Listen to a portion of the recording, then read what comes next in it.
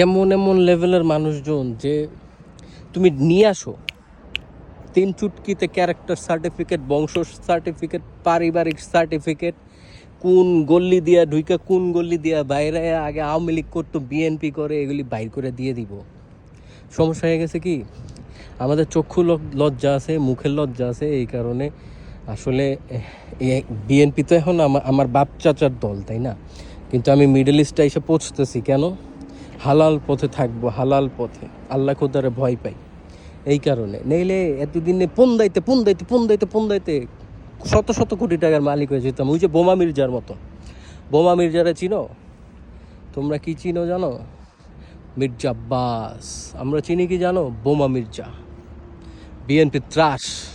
ছোটোবেলার থেকেই বলে আসতাম, চাইনা আসতাম, চীনে আসতাম, এসব মুরজাব্বাস খাওয়া ছিল না।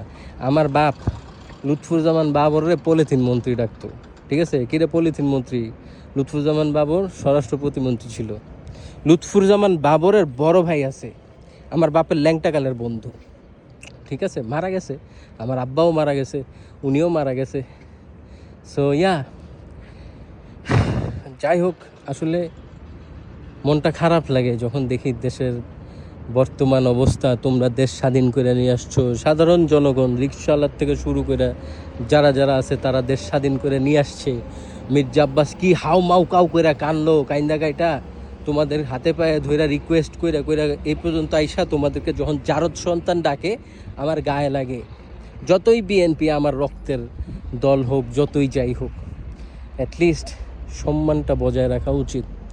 জিয়াউর রহমান মারা গেছে, বিএনপি অর্ধেক শেষ হয়ে গেছে। খালেদা জিয়া মারা গেছে, বিএনপি শেষ। এখন যেটা আছে সেটা হচ্ছে আওয়ামী লীগ বিএনপি, ঠিক আছে? এনিওয়েজ, আওয়ামী লীগ আমার কোনো দিন কোনো ক্ষতি করে নেই, করছে আমার আব্বার, ঠিক আছে?